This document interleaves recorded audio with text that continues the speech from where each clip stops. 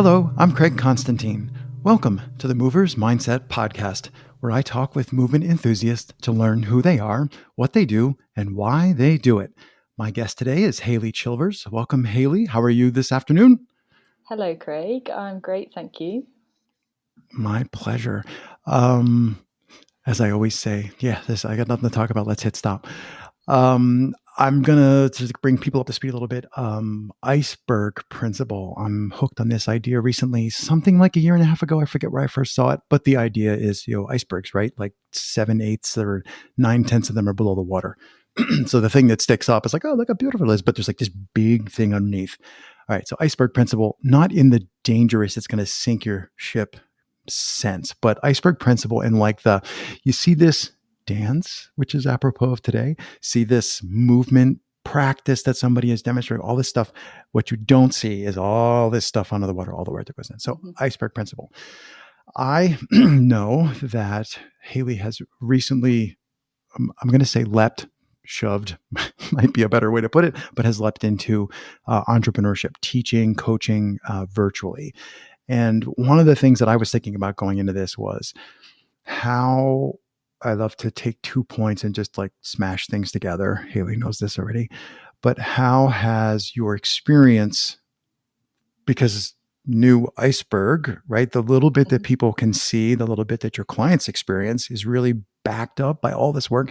So thinking about that, how is there anything that's changed the way you look at your own movement, or like having to go to that new place and do all that other work has changed your perspective on what you've been doing?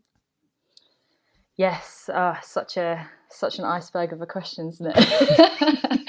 Iceberg, get it! Yeah, sorry, let's not make Titanic jokes.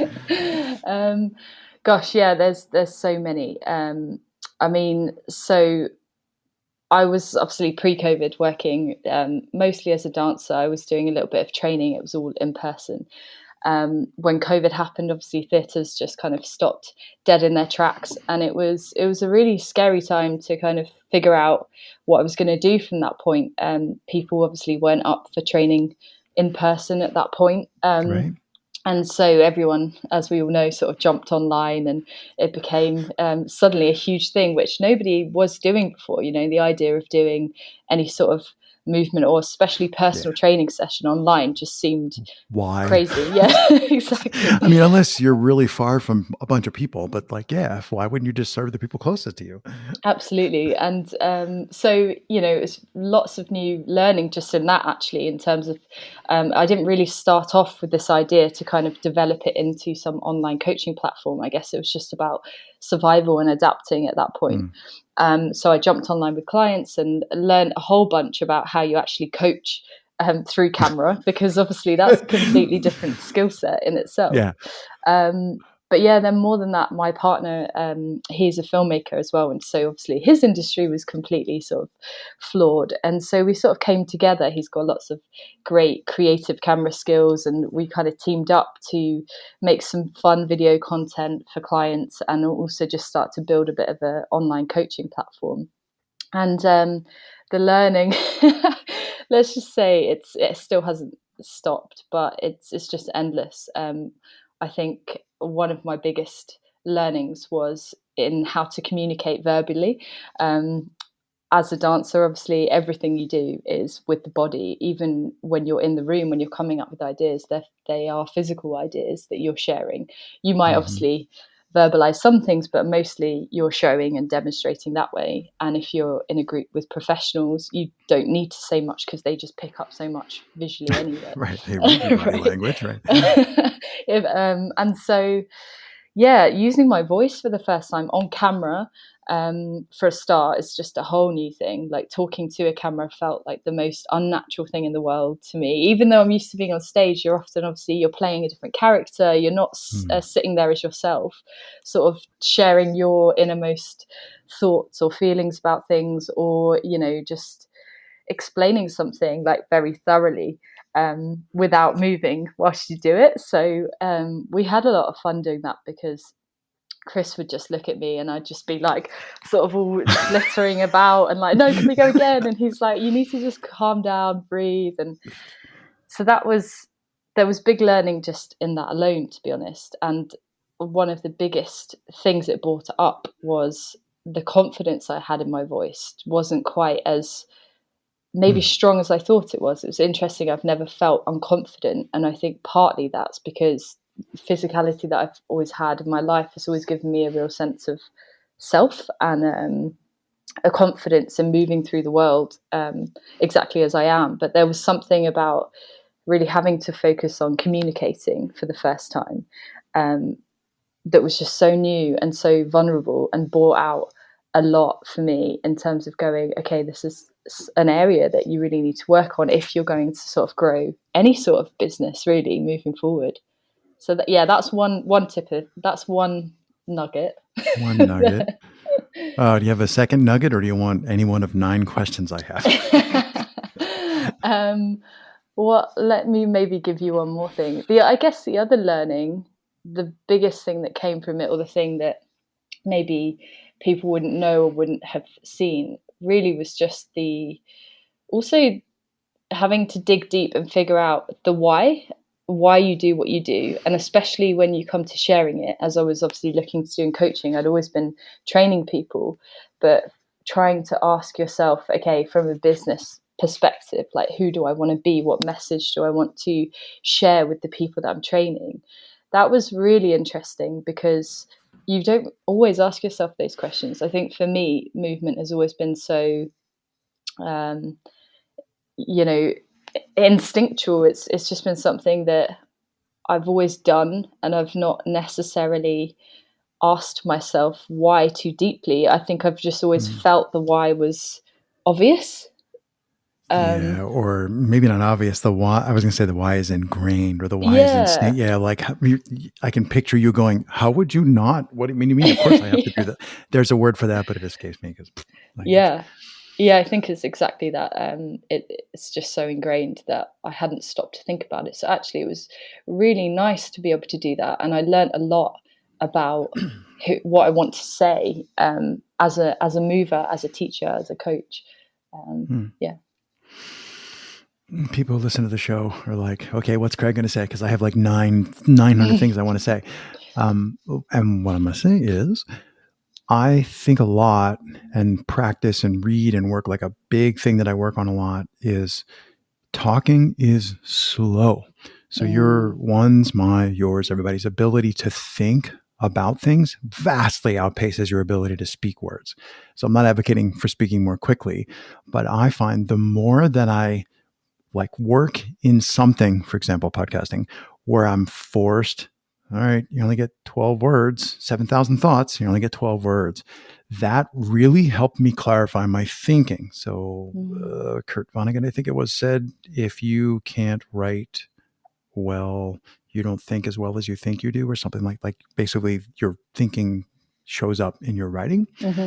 And now I'm wondering about, when you are dancing or moving or even directing movement, which I know you've also done, do you find that so let's call that thing I described thoughts outpacing ability to communicate. Mm-hmm. Do you find that your thoughts outpace your ability first as a dancer to emote's the wrong word. Do you find that your thoughts outrace your ability to physically perform things? Or do you find that somehow the moving is at the same speed as your thinking? That's like my first question. And then the corollary is, and what about when you're directing? It probably is a problem when you're directing because you got too much to say. But I was thinking about, you're describing you're learning to use your voice in the figurative sense. It's like, yeah, a lot of the problem is jamming thinking down into words. And I'm wondering if there's a similar parallel in movement. Yeah. Great question. Yeah, not something I've ever been asked or thought about, actually. So that's really interesting to kind of process that question. I think definitely I can say safely for the directing, yes, my thoughts totally outpace. Because I'm picturing the derp meme. It happens to me all the time. Oh, I'm stuck. Absolutely. I mean, I think also you're juggling so many elements there when you're directing a whole room, and there's often a lot of varied abilities in front of you. Even if I'm working with professionals, I tend to work, when I do movement directing, I'm not actually working with dancers, I work with actors. So it's a different language that I have to use with them anyway for them to really understand what I'm saying. And it's a slightly different process, so not one that I would naturally do again in the room with dancers or as a dancer myself. And then obviously you've got many ideas that you could try, so they're all sort of surging through your head. So certainly when I'm movement directing, totally outpaced in terms of thoughts to words. But when I'm dancing, probably not, actually. I think they feel in tune with one another. I think especially when improvising, because often that really is, for me anyway, my personal relationship to improvisation. I only really connect emotionally with improv tasks. I think even if I'm given something quite abstract, I like to find something emotive in there, because that's just how I connect to movement the most in a dance, from a dance point of view. So they always feel kind of together in that sense. Quick question. I think you just said improv toffs. I either misheard you, or is that an inside lingo thing? Oh no, I think you may have misheard me. You said you no, then ignore me. I might have said improv tasks, maybe. Oh, tasks. I'm sorry. That's me mishearing. No, That's my that's my accent problem. Sorry, that's me. Everybody has an accent, Craig. First of all, I'm glad to hear you say that I'm going to say that thinking and dancing are synergistic or more well matched. I'm glad to hear you say that. Whew, good.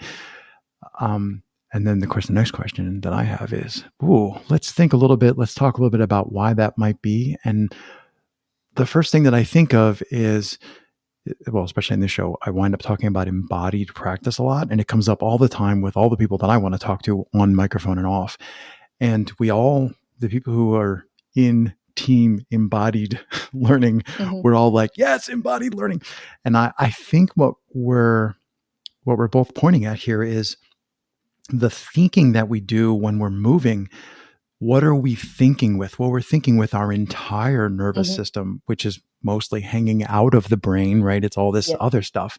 So I want to say, I'm not sure this is right, but how could I have a thought using that system that was at any other speed than the one that I'm moving at? Because the moving is part of the thinking. Yeah. And I think that's at the heart of why it just occurred to me that, wow, did I just connect this back to something we didn't even talk about yet? But is that at the heart of what people are missing when those of us all in the movement space would say like, oh, if we could just figure out how to get people to make the switch to seeing movement as an inherent thing, as opposed to like, oh, I can't. I believe people don't sit around and go, I can't do that. It just never occurs to them. And I think it's this, they're used to thinking. Maybe the problem is they've learned to think cerebrally, or they're like, I'm making a gesture, like thinking with the top 2/3 of my skull, as opposed to thinking with the whole body. Yeah. Don't laugh at me. That's not nice. I know it's fine. But if that makes any sense, I think that might tease apart some of why everybody loves to talk about, because it's true, about embodiment in thinking and moving. Oh, totally. I think it's, you've really hit the nail on the head there, really. I think for those of us that, do find that our practice is just, they're one and the same. Like your thought is with your body, and therefore it makes for this really connected experience and embodied experience. I think there's nothing like that. You go into what we refer to as flow state, right? And I find that once you can get anyone to that point, they're obviously going to enjoy what they're doing. I think that from a dance perspective, even within our industry, where you would think that it always has to be connected that way, there is often training that is quite the training is disconnected. If you're doing a lot of improvisation, or you're doing a lot of creative task-based things when you're younger, you will definitely, I think, be brave enough to hold on to, okay, yeah, I'm going to move like this because I feel like this. And you hold on to that freedom and that sense of play within it. But there is a lot of training out there, and it's not necessarily a bad thing, because I also did a lot of this style of training. You need it for your technical stuff. But when I've taught kids, you can see the ones that have just had very regimented, you do this and then you do that, and then I've gotten to a stage where I've then been in a room with 12-year-olds who have never really done improvisation. You ask them to improvise and it's absolutely terrifying for them. Right? Because I don't mean to laugh. I'm not laughing at them. I'm laughing at I haven't had that experience, right? Absolutely. And I think, it's definitely something, we all have the ability to be connected. I think it's very easy to, as we all know, as you get into becoming an adult, you stop thinking in that way unless you're practicing it. And I think it's just about finding ways in, right, to kind of keep things playful and keep your brain open to the idea of, oh, well, I can do anything with my body, or move however I like, and that can be a completely freeing experience for people. Awesome. This is kind of like playing tennis, and I've been serving. Anything that's top of mind for you, like, oh, I got an idea? Well, I guess I was just thinking then, obviously you mentioned, you asked the question about talking and pace, and I'm just wondering, for you now, as a mover as well, I'm guessing your experience, I'm just interested to know your experience with that kind of thing in the flip side. So when it comes to movement, do you often feel as well that there isn't that they're totally in sync in that way? I think it's rare that I feel that they're in sync, and I think I've learned, now this is like Craig going, did I just figure this out today? But I think I learned to recognize that feeling as like, nah, it's not right. And I think there are times when I go out and I move. I'm trying to decide whether to tell anecdotes. Let's skip the anecdotes. Go out and move, and the two things are in coherence, or the two things are symbiotic, the thinking and the moving. Mm-hmm. But I think far too often, any time would be too often, but way too often, I'm sort of like horse and carriage. Like I'm the driver of the carriage, and I'm like making the horses do what I want. And a lot of times I'm moving that way. And that, I think that comes from two parts. That comes from overthinking, like, what should I be doing? What should I be doing right now? What's the best, what's the minimum viable dosage for this activity to get some benefit? As opposed to like simply being, moving. So yeah, I would say I've had them be in sync enough to have to like understand that could be a thing, but it's not the normal. Maybe I should say it's 60% of the time, but not quite normal enough that I feel like I'm simply being somebody who is moving. Yeah. And what about when because obviously you're a bit of a pro podcaster at this point, or done many podcasts. Have you found that you've got more of a synergy with your thoughts when you're talking or podcasting? Oh, good question. I have found coping mechanisms. So some of the coping mechanisms involve figuring out the things. So I do review my own work, and I'm very analytic about what are other people doing. And like, there is what I call the reading. It's not reading, it's mostly listening, but I have done the reading. So I know what people are doing in the industry. Yeah. So I look at things that I do and I go, oh God, that's got to stop. And then I work on that, because if I'm stuck on a verbal tick, or I'm stuck on crappy questions or whatever, that's in the way. So the first step is you got to get most of that stuff out of the way so that you can actually be thinking about the conversation. In the beginning, hundreds, I was thinking about doing the thing. So I wind up, it'd be like thinking about, oh, I think I'm thinking about dancing, as opposed to, well, that's totally wrong. Right? So stop thinking about podcasting, Craig. And I got to a point where I could start thinking about the conversations I was having. Then I could begin to unpack what you were pointing to or asking about. I could begin to unpack, what do I do with a rising sense of panic around having 19 questions, pausing and feeling like I should be saying something, like then I was able to begin working on what you're pointing at. And I would say my answer is not quite all the way there, but I feel like I've really gotten the hang of just being in the moment and talking with the person or people on the other, figurative on the other side. It is very difficult to convey that to people that I talk to or that I work with about podcasting. Like, how do you, okay, Craig, now teach that or share that? And it's not easy. But I love it because it's like, yeah, it's like trying to teach movement. It's like, oh, all right, you have a musculature weakness. We really do need to lift some weights or whatever the medicine is for that, squats or whatever. There are certain things that are, these are the ABCs of the craft, whatever craft you want to talk about. Actually, something that came up for me when you were talking about that was just connecting that to something that I've been thinking about a lot recently, which is, and you mentioned kind of finding, the kind of, I guess, do's or don'ts, or the things that are really helpful in podcasting, the things that aren't. But the question that's been popping up for me is how much of that also do you tap into versus how much do you trust in your own version of something? Because when I was doing a lot of the business development, I actually had a coach for a little bit in terms of just helping to sort of build a brand or understand what sort of business I wanted to make, really, or build. And it was really interesting. I didn't really connect hugely with the coaching method because it was very prescriptive. It was very do this, do that. This is how you run a successful business.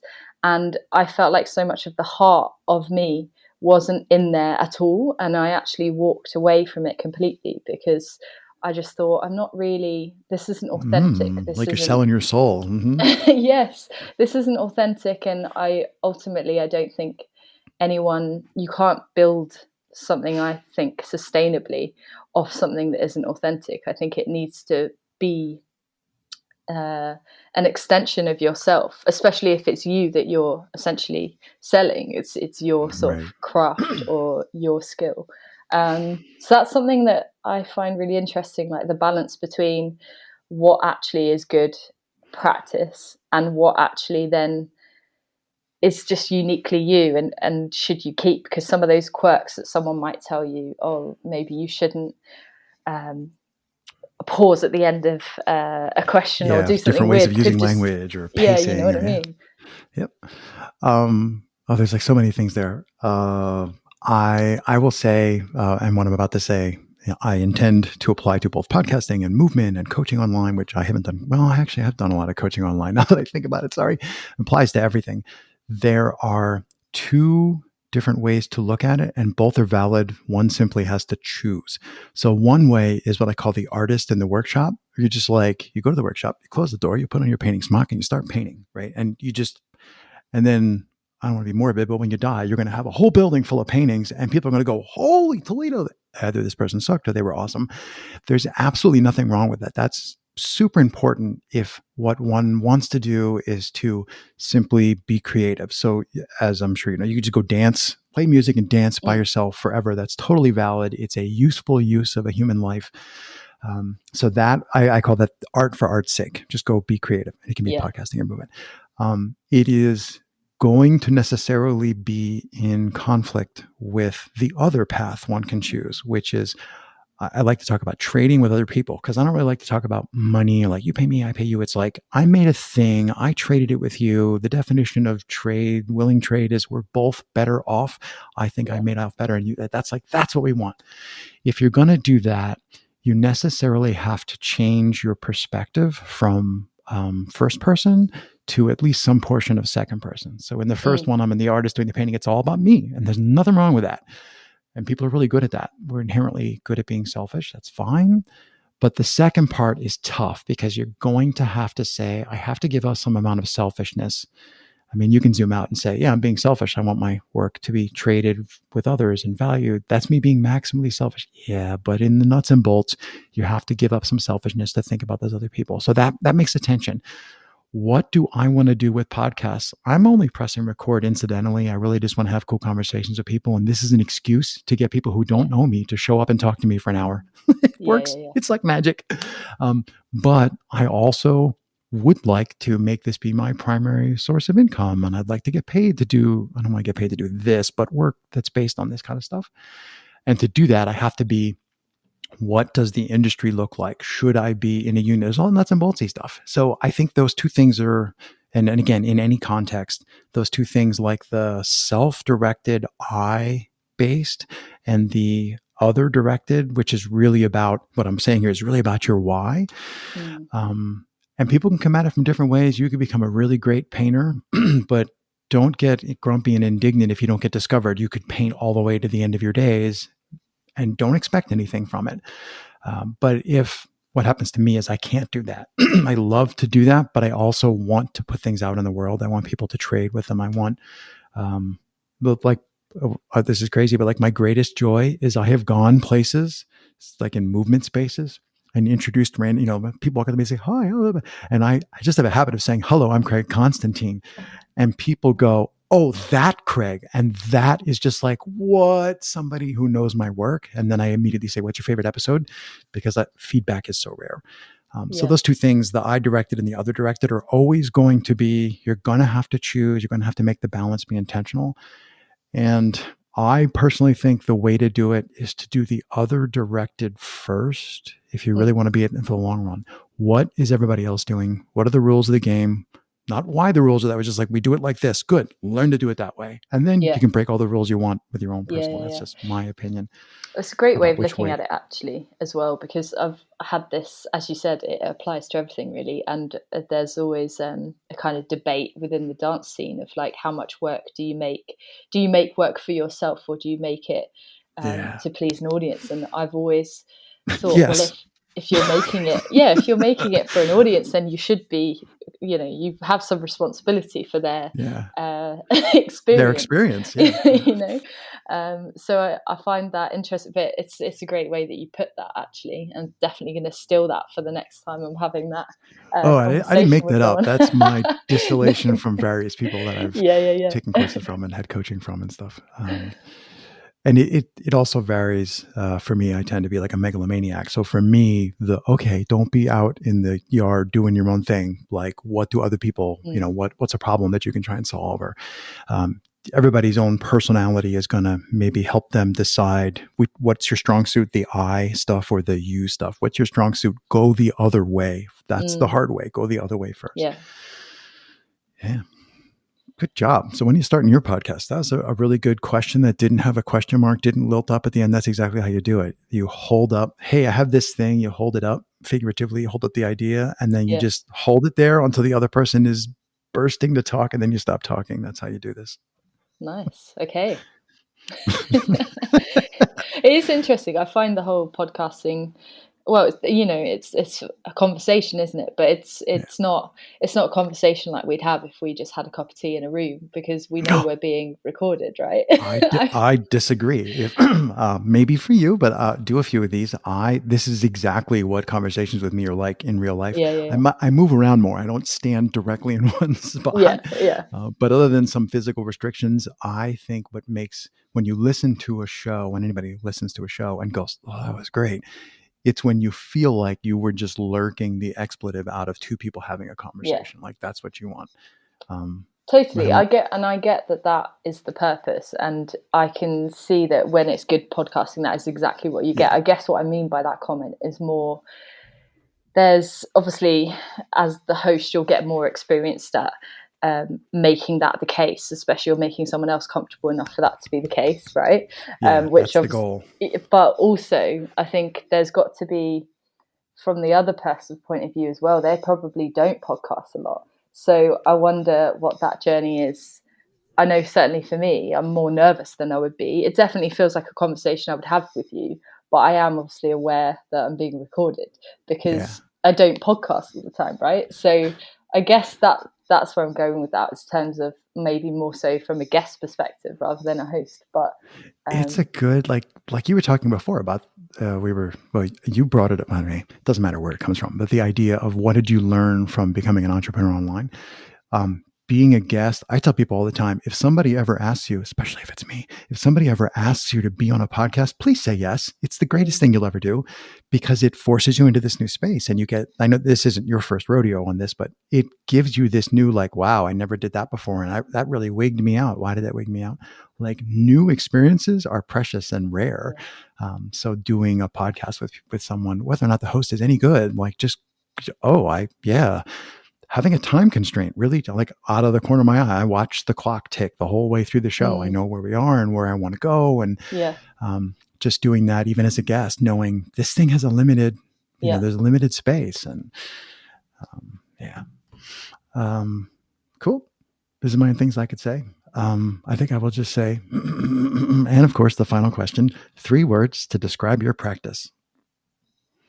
Okay, so I've thought long and hard about this one. It's become a thing. I know. I'm sorry. 3 words are hard, but I actually think sometimes it is better to keep the restriction that's been placed on you. Now you see the dancer in me coming out, because when you're given a task, they're usually restrictive for a reason, because they make hopefully what you come up with more interesting. So the 3 words for me, I think, that sum up how I feel about movement would be freedom, growth, and connection. Cool. Craig scribbles frantically. Those are really good words. I say that all the time because it never ceases to amaze me.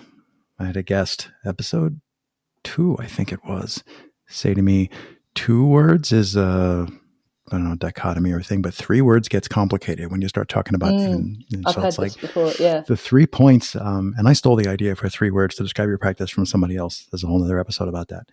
Anyway, terrific. I really enjoyed it. It was everything I knew it would be. Thank you so much for taking the time. Thank you so much, Craig, for your time. It's been a great experience.